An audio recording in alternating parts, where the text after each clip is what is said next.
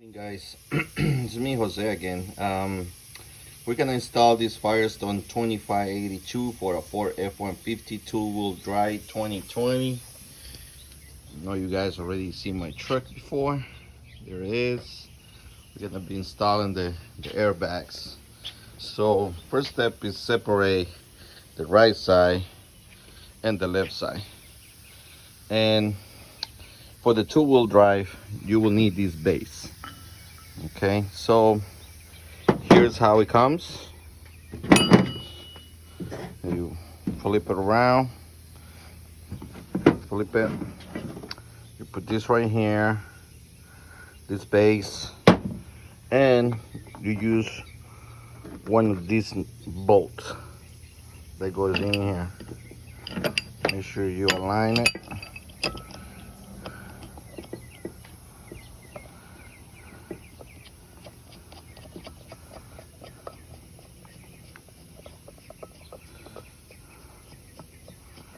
Okay, get that one set up. Flip it up. Take these little tubes out. For the, you can see the tread. All right. So I installed these on my last one. However, there's a tip for this. Okay, see how the bracket is? This is where the ball's gonna go. My truck has a little bit like that and it moves really fast. I'm not gonna put the 45. This is where the hose goes in, but I'm not gonna put it right now because I don't want to damage anything. So I'll put it right before I put it under the tire. So on the left side, you have to put it this way, because if you put it on these two other holes, when you inflate the airbags, they look crooked and it doesn't look that great. So I already put this one on, and what you're gonna do is I'm gonna do this right here, and you're gonna go to the front like this. So when you flip around, you'll see it. So this is how it needs to go. And this is a 14mm bolt. Nuts, I'm sorry. So put the base, put this bracket on, tight it up, and I have to take the wheel off. We are gonna be working on the left side first, the driver's side, and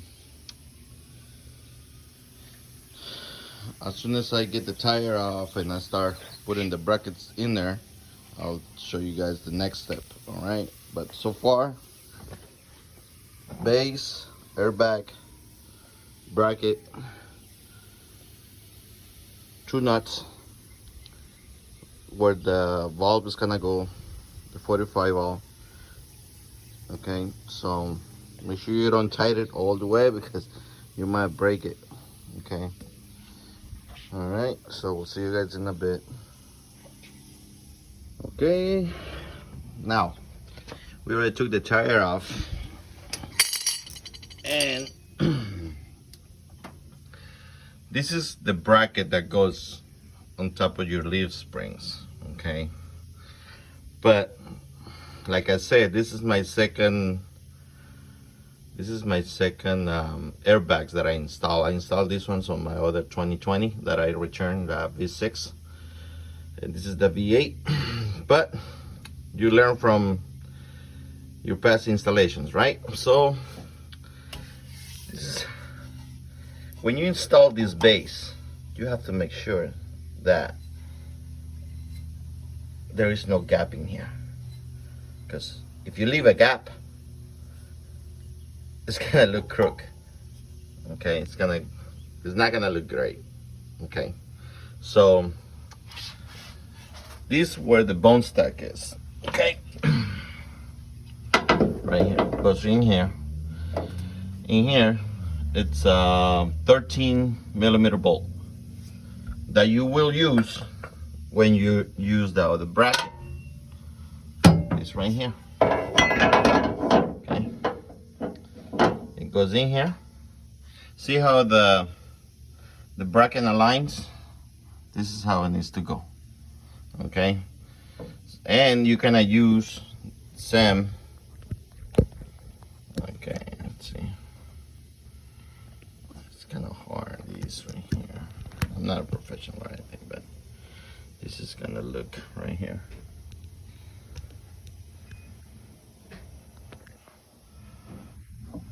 Both sides. So what are you gonna do is you're going to use this. Okay, you're gonna use that bolt. Okay, so all you're gonna do is you're gonna, from the inside there's a gap, there is a hole. You need to bend this at least like that. Okay, and then you're gonna fish off without this, of course, without the bolt. Then you're gonna put it in here. Okay, right here. I don't know if you can see it. Okay, right there. You're gonna leave that right there. You're gonna put the bracket on here and bolt it in. And for that, you are going to use a 14 millimeter bolt, a 14 millimeter socket. All right. I'll see you guys in a bit when it's already there. Okay, the step is done. See how it needs to look. All right, so I'm gonna show you guys what it looks like from the back, because that's what it's important that you guys see. Okay.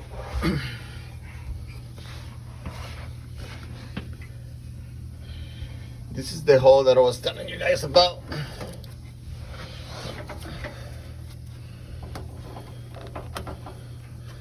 And this brake hose, make sure that it's not near where the thing is, so you can push it in. That's not a problem. See, push that in, so you don't have to worry about the brake lines to be hitting anywhere. This one has like a 1/4 inch right here, so it won't do anything. So this is how it needs to look. All right, so next step is to put the air back and put the valve and for the air hose, and align the air back. All right, see you guys in a bit. Okay, so here it is. We already put the back bracket. We put this one onto the bottom one by the lift springs, and this is how it looks. And this is what I was telling you guys.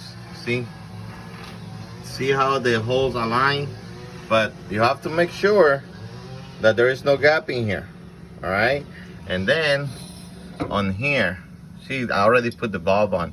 So here in here, so just remember, you have to go on the first one and the third one. You have to leave this one and the second one and the fourth open, so that way it aligns how it needs to be. See how it aligns?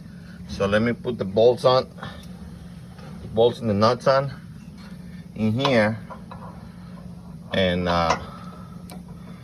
it's gonna go a little down right here like this. Oh, that's the wrong bolt, that's for the wrong stock. But like I said,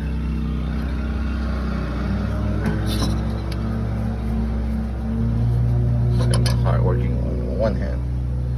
So like I say, it aligns perfectly. Since the back, you only needs to push it a little down. See, this is what I was telling you. See, it aligns itself. It line itself.